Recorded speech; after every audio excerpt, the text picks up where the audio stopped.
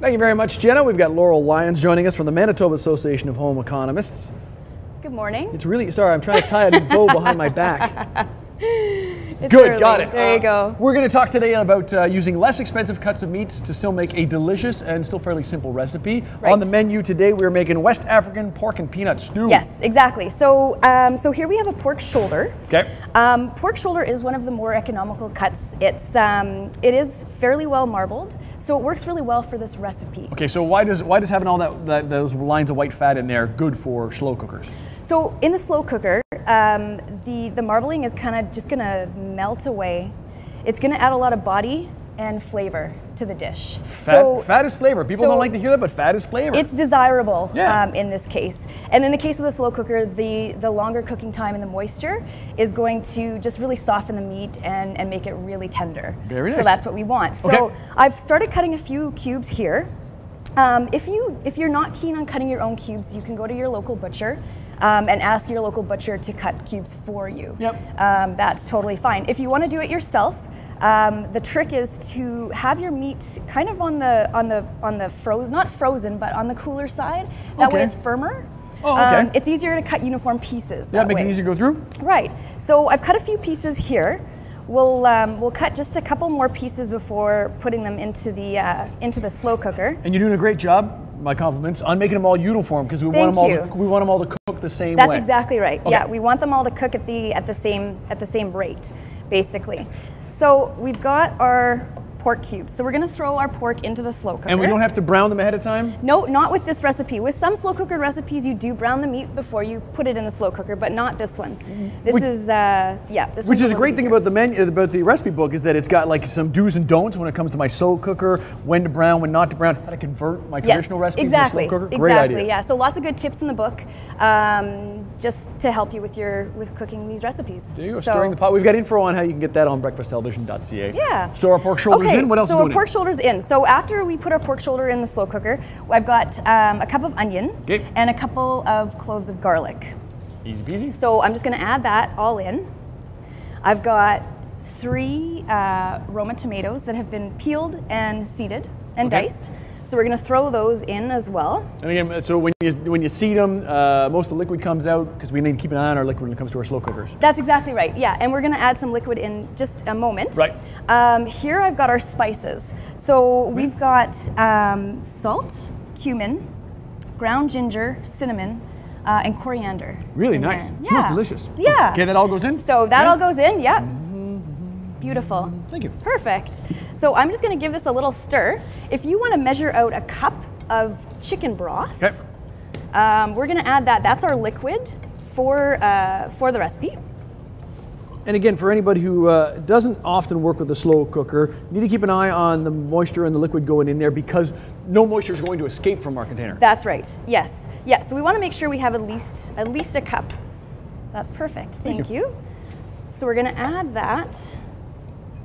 And again, that's going to really help over the longer period of cooking time. That's going to help to really soften the meat and make it really nice and tender. Okay, so we're going to keep cooking. We've also got coming up how we're going to add a few little ingredients at the last minute because we don't want to miss any of those flavors. We don't want to dilute them. We want to make sure that they kick out the way that they should when it comes to our recipes. All the information on how you can get stirring the pot, the cookbook, on breakfasttelevision.ca. Right now, I'm going to take a break. There's still plenty to come, including we're finishing off this recipe on pizza.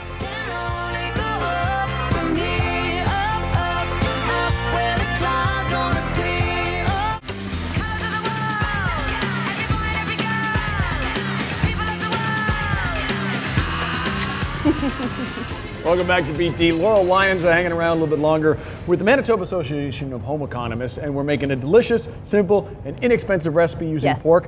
We went pork shoulder because in the slow cooker, I can use that tougher cut of meat. That's right. Yeah. So I can let it boil down, let it simmer, and I can still get a great meal out of it. Absolutely, yeah, because it's cooking on a at a low temperature over about 6 to 8 hours. So this is our African pork and peanut stew. We got a couple more ingredients before we put the lid on this thing, right? That's correct. What do we got to add? So we're going to add 2 tablespoons of tomato paste. All right. Okay, thank you. So 2 tablespoons of tomato paste, and then once we close the lid on this, it's really, really important that we don't open the lid. Obviously, that goes for all slow cooker recipes.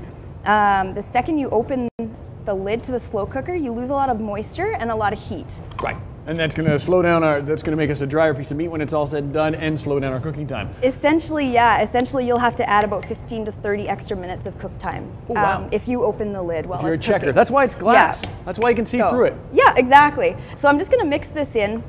This is going to cook for about, like I say, 6 to 8 hours. Okay.